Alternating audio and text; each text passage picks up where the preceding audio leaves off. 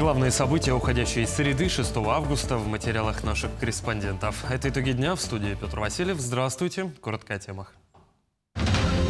Сотня специалистов и высокие темпы работы. Расскажем, как продвигается строительство арктического центра эпоса искусств. Участники кадровой программы «Якутия. Земля героев» завершили свой первый этап стажировки. Сегодня они представили комиссии свои первые работы. Якутское телевидение прощается с легендой. Ушла из жизни выдающийся режиссер, заслуженный работник культуры республики, лауреат государственной премии в области журналистики Лидия Васильева. Воспитать у школьников любовь к труду и уважению. В Мирнинском районе активно реализуется программа по организации отдыха и оздоровлению детей. В городе Судак завершился фестиваль молодого искусства «Таврида Арт». Масштабное и красочное событие объединило свыше сотни тысяч участников из всех регионов страны. В Якутии за минувшие сутки обнаружили 3 новых лесных пожара на территории Вилюйского, Кобяйского и Ленского районов. Ликвидировано 18 очагов. На утро 6 августа в республике действовало 18 лесных пожаров. 10 очагов находятся в труднодоступных зонах. С начала пожароопасного сезона в Якутии ликвидировали 484 природных пожара. Установлено 73 виновника возгораний, составлено 149 протоколов за нарушение правил пожарной безопасности. Глава Якутии осмотрел ход строительства арктического центра эпоса искусств, уникального культурного объекта, готовность которого составляет более 80%. В строительстве задействовано более сотни специалистов и 8 единиц техники. Завершили возведение монолитного каркаса, смонтировали фасад, выполнили утепление кровли, продолжаются гидроизоляционные работы. Во внутренних помещениях на всех 7 этажах завершается кладка перегородок, проводится штукатурка стен и облицовка центрального холла. Арктический центр объединит под одной крышей Государственную филармонию, театр Олонхо, а также пространство для выставок и деловых мероприятий. Стройготовность составляет процентов 85. Сейчас проводятся работы у нас по устройству сухой стяжки пола. Стены у нас высокие, 9-метровые, поэтому они еще усиливаются металлическими конструкциями. Также в зале филармонии идет монтаж колосников. Проводятся уже отделочные работы на этажах, имеется в виду штукатурные работы стен, потолков. Проводится отопление. Айсан Николаев также сегодня встретился с членами Международного комитета «Дети Азии». Глава региона высоко оценил их работу и поблагодарил за активную и результативную деятельность в рамках сотрудничества во благо развития детского спорта. В ходе рабочего совещания, кроме итогов, стороны наметили и планы. Например, уже с 10 августа в Харбине стартует международный тренировочный лагерь по фигурному катанию. В мероприятии ожидается участие более 30 спортсменов из 19 национальных олимпийских комитетов азиатского континента. И в ближайшее время мы также объявим о месте проведения следующего нашего также образовательного проекта, 4-го саммита международного молодых профессионалов. И также, конечно, обсудили вопросы по предстоящим нашим флагманским спортивным проектам, зимним, 3-м зимним играм 27-го года и 9-м летним играм 28-го года. Мы близки к тому, что в сентябре мы объявим по срокам проведения первых уличных игр, которые должны пройти в Кыргызстане. Республиканский оперативный штаб «Мы вместе» продолжает поддержку участников специальной военной операции. На сегодня ведется работа по дополнительному снабжению, снаряжением и всесторонней помощи военнослужащим, а также прием граждан по различным вопросам. Отмечена отправка 113 единиц техники, в их числе мотоциклы и автомобили. Помимо этого, в зону СВО направляются оперативные грузы, включающие в себя медикаменты и дополнительные средства передвижения для бойцов, находящихся в госпитале. Надо сказать, что отдельным графиком наше муниципальное образование бесперебойно направляются на фронт. Буквально в эти дни отработала делегация Верхневилюйского района. На подходе делегация из Нижнеколымского, Ниренгринского, а также Вилюйского района. Конечно же, предварительно мы обсуждаем, какой объем гуманитарной помощи будет взят с собой, какой нужно предварительно отправить. Следующий груз наземным путем поедет ориентировочно 15 августа. Участники кадровой программы «Якутия. Земля героев» завершили первый этап стажировки. Сегодня они представили комиссии общественного совета свои работы. Как проходит подготовка будущих управленцев, знает Камила Михайлова. Кадровая программа «Якутия. Земля героев» готовит будущих лидеров региона. Проект был инициирован главой республики Айсеном Николаевым, который стартовал в феврале этого года. Она является аналогом федеральной кадровой программы «Время героев», которая реализуется по поручению президента России Владимира Путина. Цель нашей программы – это вовлечение участников по специальной военной операции и ветеранов специальной военной операции в управлении республикой. Именно управление, оно подразумевает управленческие позиции в целом.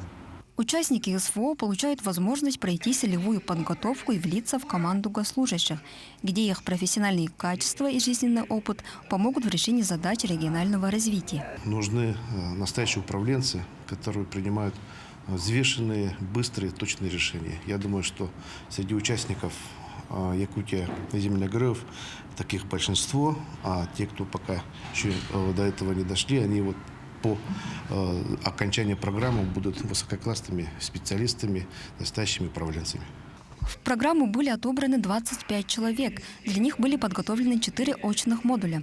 После теоретической части участники проходят стажировки в органах государственной власти, местного самоуправления, а также в госпредприятиях и госучреждениях. Стажировка позволила погрузиться глубже в процессы, происходимые в министерстве, которые проходят в министерстве у нас, а также в управлении.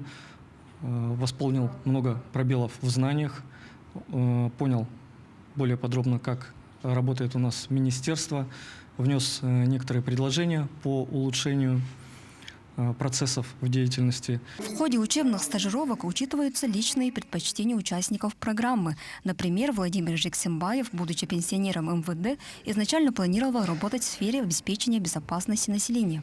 Однако в процессе обучения изменил свои профессиональные ориентиры. Меня заинтересовало представление республики за ее пределами. В представительствах и учреждениях, которые занимаются защитой интересов и развитием республики на Дальнем Востоке, в Арктике и так далее. По завершению обучения участники смогут занять руководящую должность в родном районе, городе или даже на уровне республиканских министерств и ведомств. Кадровая программа «Якутия. Земля героев» становится отправной точкой для новых карьерных и социальных достижений. Камила Михайлова, Станислав Потапов, Якутск. Домашние обеды для победы. Это объединяющая фраза волонтерской группы города Нейрюнгри, специализирующейся на изготовлении сублимированных обедов. В ней собрались инициативные и неравнодушные женщины. Об их деятельности расскажут наши коллеги. Первое, второе и компот – залог вкусного и сытного обеда. Но в боевых условиях у ребят на СВО нет ни времени, ни условий для приготовления полноценного обеда. На помощь военным приходят домашние обеды. Вкусные, с теплом души приготовленные заботливыми руками нейрюнгринок. Я вот пришла почти в 9. Здесь уже девочки были, уже тоже готовили. Вот, поэтому мы сделали пакетики, как обычно, 17 штук идет у нас, потому что перец толстенький, поэтому они умещаются только 17 штук. Вот. Подлив идет очень вкусный, Татьяна готовит говяжий бульон, тут со всеми специями. И вот будем потом заливать эти красивые наши перчики. Создают кулинарные шедевры неравнодушные женщины на кухне куратора группы Татьяны Редькиной. В наших обедах частичка души. Тех, кто доставить продукты спешит. Нашей Татьяны, которая нас собрала на кухне в кастрюлях творить чудеса. И активных девчонок плюс 60. В 2025 году нейрюнгринки приготовили 9500 порций разнообразных обедов. Меню постоянно дополняется. Плов, перловка, булгур нам очень нравится, потому что булгур очень полезный, витамины, а для ребят это очень необходимо. Поэтому у нас и булгуры. И в ассортименте у нас, естественно, мясо, котлеты, курица. Все, что вы готовите дома, мы готовим для наших ребят. В этом году на передовую отправлено более 500 посылок и около 150 маскировочных сетей.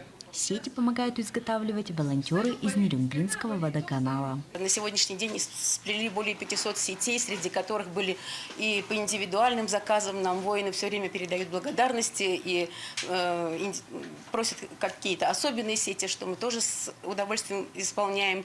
На летнее время нам очень-очень помогают школьники, которых мы трудоустраиваем. Работаю я уже несколько лет, с 14 получается. Каждое лето я плету сети. Это достаточно кропотливый такой труд. Волонтерскому объединению «Домашние обеды для победы» помогают предприниматели, местные власти, волонтерские группы из других поселений района. Такое объединение помогает бойцам в полевых условиях чувствовать тепло родного дома. Екатерина Павлова, Захар Головин, Нерюнгрин. Якутское телевидение прощается с легендой. Ушла из жизни выдающийся режиссер, заслуженный работник культуры республики, лауреат государственной премии в области журналистики Лидия Васильева. Про ее творческое наследие и вклад в развитие якутского телевидения в материале Виктории Готовцевой. В утро среды в холле Сахакадемического театра необыкновенно тихо. Люди не спеша стягиваются к парадному входу. У многих в руках цветы. Они собираются, чтобы навсегда проститься с уникальным человеком Лидией Михайловной Васильевой. Когда меня назначил первый президент Михаил Николаев президентом НВК «Саха», именно со стороны творческих людей Лидия Михайловна поддержала в целом работу и становление национальной вещательной компании как именно компании, которая объединила все районные вузные телестудии. Лидия Васильева – человек, который навсегда связал телевидение с Сахатеатром. Ее сериал «Лылар», вышедший в 1999 году, стал буквально революцией в области якутского телевидения. Простые люди знают актеров Сахатеатра по этим ролям. Почему это стало событием и как художественное произведение стало таким явлением? Потому что Лидия Михайловна остро чувствовала в то время вызов времени, вызов простых людей, простые семейные отношения. И поэтому этот фильм стал народным. Лидия Михайловна родилась и выросла в семье выдающихся актеров Михаила и Анны Гоголевых. С детства мечтала стать врачом. Но генетика – наука сильная, и все-таки в ней победила творческое начало. И, конечно, это был удивительный человек, творческий. Она была остра и на язык, и на ум. В общем, такой живой человек был. Никогда не видел, чтобы она как-то была в общем, негативная, как всегда была положительная, яркая личность. И те передачи, которые она снимала, видеосериалы, которые она тоже как режиссер выполняла, там, да, как автор даже, это, конечно, вот оставило мощный след в якутском телевидении и толчок в развитии. В сферу телевидения Лидия Васильева пришла в 18 лет. Всегда оптимистичная, справедливая, с открытым взглядом и эталонной речью. Лидию Михайловну воспринимали как добрую знакомую, где бы она ни была. А для молодых коллег она была наставником, учила азам и делилась опытом. Хочу сказать, что действительно очень многие поколения режиссеров, которые работают у нас в республике, за пределами республики, прошли через ее школу режиссера. Она была действительно режиссером с большой буквы. Ее очень любили и уважали все коллеги. И для нашей компании это действительно очень большая утрата. В работе была очень требовательной, в первую очередь к себе, а потом и к коллегам. Ко всем до единого относилась одинаково. И неважно, молодой специалист или опытный работник. Требования были одни. Разные были ситуации. Мы и на сельхозработах были, мы были и на каких-то проектах больших. Разные были, и ответ-передачи были. Но она очень такая... У нее характер очень прямой. Она не скрывала своего отношения и своих характеристик вне зависимости там, как-то от лиц, от должности человека, потому что у нее была такая своя позиция. Несмотря на всю строгость в деле, в жизни Лидия Михайловна была для коллег надежным другом с отменным чувством юмора. С ней всегда было интересно поговорить на любые темы. Мы все осиротели, просто осиротели, потому что нельзя представить телевидение без Лидии Михайловны. Просто никак. нельзя представить без нее, без ее удивительного характера, который сочетал авторитарность, даже где-то жесткость, но в то же время чуткость, дружелюбие ко всем. Поэтому для нас это очень огромная потеря. Осиротело якутское телевидение, осиротела национальная вещательная компания. Но светлая память о Лидии Михайловне, талантливом режиссере, чутком наставнике и удивительном человеке навсегда останется в наших сердцах. Виктория Готовцева, Станислав Потапов, Якутск.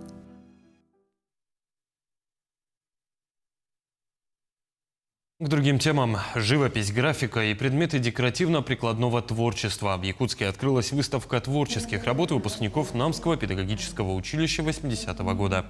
В мероприятии участвуют более 10 мастеров, представляющих разные направления. Изобразительное искусство и черчение, трудовое обучение и спецкурс. Среди экспонатов полотна с пейзажами родного края, портреты, натурные зарисовки, а также образцы традиционного рукоделия, изделия из дерева и бересты. Выставка открыта для посещения до 15 августа в арт-галерее. Ургел. Нынче у меня одна работа посвящена 80-летию Победы. Как раз поступила, уже 2 года тому назад поступил мне заказ с Осетии. И я вот как раз той неделе закончила портрет Плиева Исса Александровича. Он дважды герой Советского Союза, 1 герой Монголии. Я бисером работаю, мелкими бисерами вышивка у меня. В Мирнинском районе активно реализуется программа по организации отдыха и оздоровления детей, в рамках которой особое внимание уделяется временному трудоустройству несовершеннолетних граждан. В этом году в поселениях района сформированы трудовые бригады. Подробности в сюжете далее. Летний лагерь труда, который продлится 21 день, стал настоящим событием для многих школьников. В течение этого времени дети занимаются уборкой города, общественных пространств и прилегающих территорий школ. С нашим отрядом мы уже ходили в 12-ю школу, где убирались на территории, также ходили в библиотеку, где помогали рассортировать учебники. Мы ходили в лицей, где девочки помогали мыть окна, батареи. Мальчики перетаскивали тяжелый груз. Мы ходили в организацию «Руки ангела», где помогали плести сети для участников специальной военной операции. Основная задача лагеря – воспитать у школьников любовь и уважение к труду, а также развить их общественную активность. Участие в таких мероприятиях помогает детям осознать важность чистоты и порядка в своем окружении, а также прививает навыки командной работы. В этом году лагерь труда и отдыха охватил 300 детей, так же, как и в том году. Дети были приглашены к нам на работу с 14 до 17 лет включительно. Для подростков пребывание в трудовом лагере – это не только возможность впервые попробовать себя в качестве настоящего работника, но и шанс заработать свои первые деньги. В прошлом году я 2 сезона работал в ЦДО. В общем, зарплата у меня вышла около 90 тысяч рублей. И я их всех потратил на школьные принадлежности, одежду и всякие предметы для дома. В этом году я планирую себе также купить школьные принадлежности, одежду и что-то подарить маме на день рождения. Кроме того, трудовой лагерь предоставляет подросткам возможность прекрасно провести свободное время, завести новые знакомства и дружеские связи. В процессе работы они учатся ответственности, дисциплине и навыкам, которые пригодятся им в будущем. Я считаю, что у нас очень дружный отряд. Мы почти с первых дней хорошо начали общаться. Работаем мы тоже хорошо, потому что у нас дружная атмосфера. Мы помогаем друг другу. Местные власти и организаторы лагеря уверены, что такие инициативы способствуют не только физическому, но и моральному развитию детей, формируя у них активную жизненную позицию и желание участвовать в жизни своего города. Мне очень нравится этот лагерь. Так сказать, много знакомств новых, друзей обретаешь. Да и само это осознавание, то, что ты где-то работаешь, получаешь за это деньги, довольно крутое. Летний трудовой лагерь в Мирнинском районе – это отличная возможность для детей не только отдохнуть, но и внести свой вклад в благоустройство родного города, а также развить важные жизненные навыки. Анна Васильева, Мирный. Известному спортсмену, талантливому спортивному журналисту и радиокомментатору Василию Посельскому 75 лет. С юбилеем поздравили его сегодня спортивная общественность, друзья и коллеги.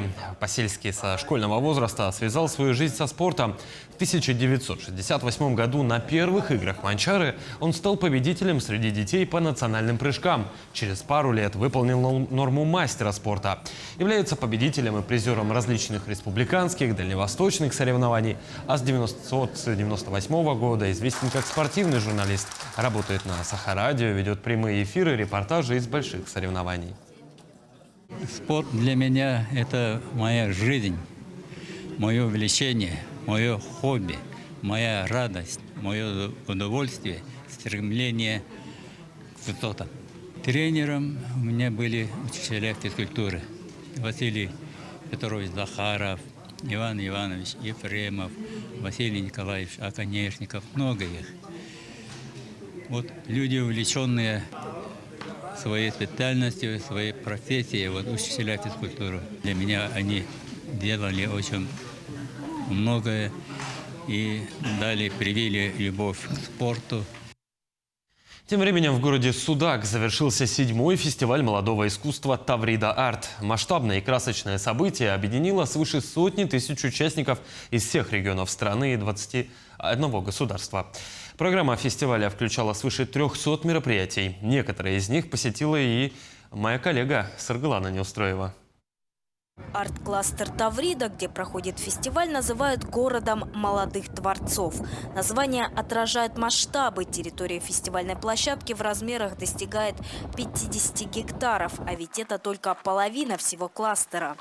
Ходить на фестивале придется, конечно, очень много. Локация все-таки огромная. Это, пожалуй, тот самый минус Таврида Арт. И тем не менее, даже на таком большом пути можно приобрести множество впечатлений. Все потому, что здесь по территории расставлены вот такие вот большие арт-объекты. И чем-то это даже напоминает западный Burning Man.